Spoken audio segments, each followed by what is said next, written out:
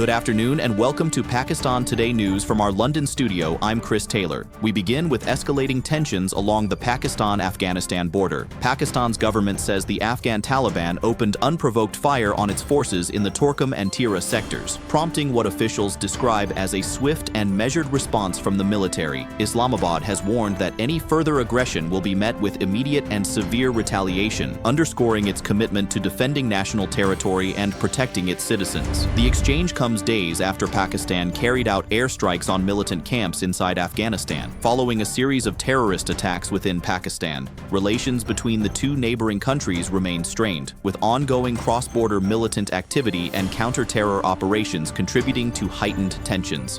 Officials in Islamabad maintain that Pakistan will not tolerate threats to its sovereignty and security.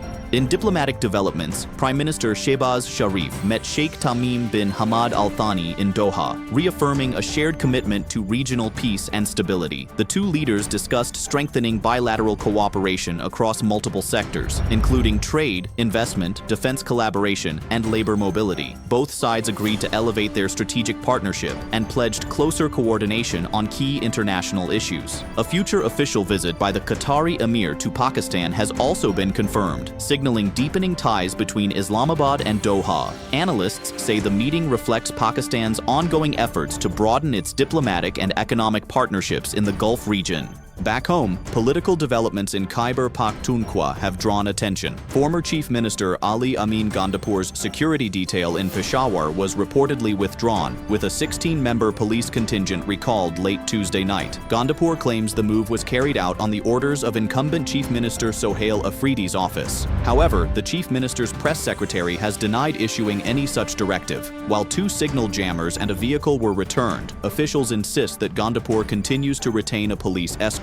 The episode comes amid recent tensions between the former chief minister and the current provincial leadership. For more on this story, we go to our Islamabad correspondent, Sarah William. Sarah, what more can you tell us? Chris, sources within the provincial administration say the recall of the security contingent was part of what they describe as a routine reassessment of security allocations.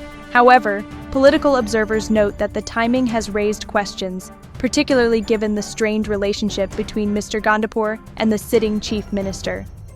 Officials here in Islamabad emphasize that former office holders are entitled to security based on threat assessments and that no political motive was involved.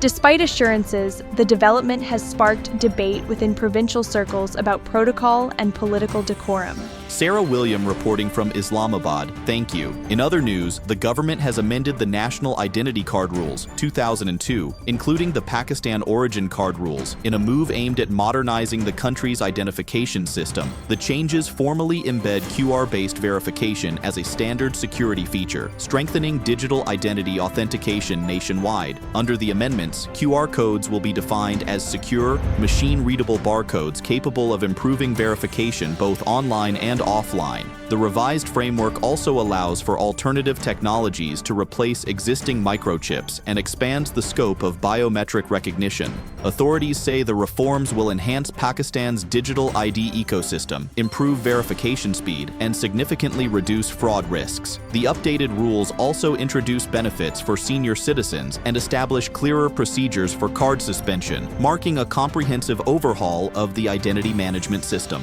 Turning to international affairs, Iran's foreign minister, Abbas Araghchi, has said that a potential nuclear agreement with the United States is within reach ahead of high-level talks scheduled in Geneva later this week. He stressed the importance of diplomacy and expressed readiness to negotiate in good faith as Tehran seeks sanctions relief and assurances regarding its peaceful nuclear program.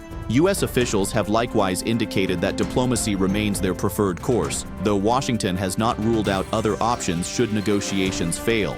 The upcoming talks are being closely watched amid renewed efforts to ease long-standing tensions. Meanwhile, Pakistan's Senate has unanimously condemned remarks by Israeli Prime Minister Benjamin Netanyahu, who suggested forming alliances with India and other countries against Muslim nations. The resolution, moved by PPP Senator Palwasha Mohammad Zai Khan, described the proposal as provocative and harmful to regional peace. Senators rejected any attempts to undermine the sovereignty and unity of Islamic states and reaffirmed Pakistan's continued support for Palestinian self-determination. The upper house also called on the international community to uphold international law and emphasize the urgent need for humanitarian assistance for Palestinians. Finally, the Pakistan Meteorological Department has forecast that Ramadan is likely to complete 30 days this year, as the new Shawwal moon is unlikely to be sighted on March 19th. According to the Met Office, the crescent will be approximately 12 to 13 hours old by sunset that day, making visibility extremely difficult. If this prediction holds, Eid-ul-Fitr is expected to fall on Saturday, March 21st. However, the final decision on moon sighting will rest with the Central Ru'yat-e-Hilal Committee, which will consider reports from across the country before making an official announcement. That's all for now. You're watching Pakistan Today News. I'm Chris Taylor.